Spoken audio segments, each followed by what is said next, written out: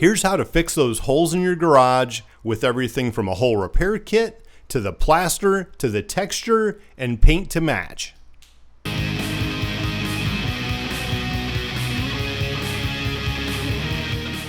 I can't imagine how these scuffs in the hole may have gotten in the wall. It's not like I have to play Tetris trying to get something out of the garage. What can I say? It's an addiction. This is what we're starting with. A lot of marks, scuffs, indents, and the worst is the actual hole that's been punched into the wall. So what I'm going to do is take my knife and cut out a sample that I'll use up at Home Depot to get a matching paint made. That'll save me from painting the entire garage and focusing mostly on touch-up where it's needed. You need about a quarter size sample at least. Now, yes, I'm actually making the hole worse by doing this, but it's better than painting the whole garage. Now I've got my sample and off to Home Depot. These are the supplies I've got. The Dexter wrap or Visqueen with the masking tape, the plaster, the hole repair kit, sandpaper, texture, paint, and a little good old-fashioned elbow grease. The first step is the hole repair kit. The first thing I'm doing is sanding around the edges to try to smooth out the textured portion so that the patch will stick better. Since I'm using a rubber sanding block, I basically try to take the paper and fold it into 4 sections, and that fits perfectly into the block. I'm using 400 grit in this case, but actually, as you'll see later in the video, I switched to an 80 grit because that's really all you need for doing this, and it'll be faster. Make sure to clean any dust on the surface you may have from sanding. Take the patch and put it sticky side down and try your best to cover the hole with what you've got. It may not be a perfect fit, and that's okay. Just do the best you can with what you have. Don't try to trim these patches or you'll lose the adhesive on the borders. Push the borders down and make sure it's stuck as well as you can. Now take your plaster or drywall repair kit, whatever you want to call it. Take your putty knife, and this is the stuff that's pink and then it turns white once it's dry, so you know that you can do the next layer.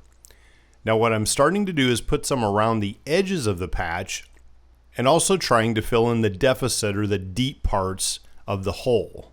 You don't want to put much in the middle of it at this point, because if you push in the middle where the hole is, you're going to just pull it away from the edges. So I'm only going around the border as a starting point. You don't want to get this plaster too thick or you may have cracks. So it may actually take a couple coats to get it thick enough to fill the gaps. Now that it's turned white, we know it's dry enough, and I'm going to get the bigger putty knife to fill that center part. The wider putty knife will actually help you get more of a uniformly flat surface. What you really want is for everything to be flat and maybe just a little bit lower in the middle where the hole is, because you're going to build that back out with the texture just a little bit to meet the adjacent edges. There's the first layer in the middle, and now we're going to let that cure, and then we'll sand that down and we'll see if we need another layer if we need to fill in empty gaps. What I've changed to now is an 80 grit stick-on paper. Oh, this one's even got a cockroach attached to it. You don't need the cockroach though. And stick it to the sanding block, and this will make it a lot faster and easier to knock this down. Ideally, you want it a little bit lower in the middle and then back up to flush, because when you add your texture to the center where the hole was, you want that to bring back to flush basically with the surrounding areas. And you'll kind of want to blend the edges into the textured area around it as well. Every time you sand, you want to brush away the dust to make sure that the next layer sticks to it. Because sheetrock is basically paper, and you've created an edge to it wherever you broke through the sheetrock, you may have to do things like take a razor blade and try to clean up an exposed edge to try to get it smooth. Now what we want to do is add the texture material. This is the wall texture I'm going to be using, and I've got a knockdown knife for it. Now this is the first time I've actually used a product like this, and you can't hardly expect it to be as perfect as the area around it. There's a different technique where you use a muddy sponge and a trowel and you knock down the flat layer and then you add the texture. And the reality is, every time you do any kind of paint or surface work, whether it's on cars or on walls, the best effect comes from using the exact same equipment and the same time and conditions that the original was done. So manage your expectations. It may not be realistic to think this is going to look exactly like the wall around it, but they are the tools we have, and we're going to do the best we can with what we've got. Once you've shaken it for the 60 seconds, pop the red tab out, and then you can adjust it. You can see this particular product has an adjustment for high and low pressure on the back and a heavier, lighter setting on the nozzle. Based on how the surface looks around this, I'm going to use the heavier setting and a little bit lower pressure because that should spatter it a little bit more if I remember from my airbrush work. You want to be about 16, 18 inches away from the wall when you're doing this and just spray in little bursts. If you spray too much, it's just going to glom together and it'll get wet and sag and you'll have runs on your wall. So try to keep just little bursts where you can see the texture, and then use the knockdown knife to try to get the high points knocked down and give it a little bit of flat surface. And again, we're trying to match the area around it, but don't get too frustrated if it doesn't look perfect. This particular case is just a garage anyway. Although my garage is probably cleaner than my house right now. In retrospect, I probably should have masked the mopboard and the floor before I sprayed the texture. Fortunately, it cleans up really easily. All you need, in this case, I'm just using some simple green, but even just some water for it. And then I use a putty knife to kind of scrape it off my epoxied floor, and then just an old t-shirt to wipe it up clean. Again, you may want to actually mask all this stuff before you spray the texture and save yourself the cleanup work.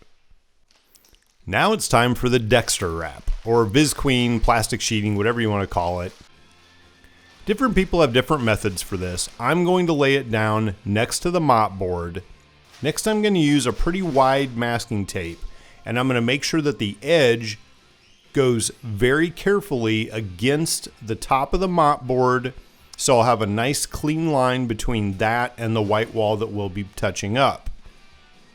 Then I can stick the Dexter wrap underneath it, tape it all down secure to make sure I minimize the chance of getting any of the white paint on the dark mopboard.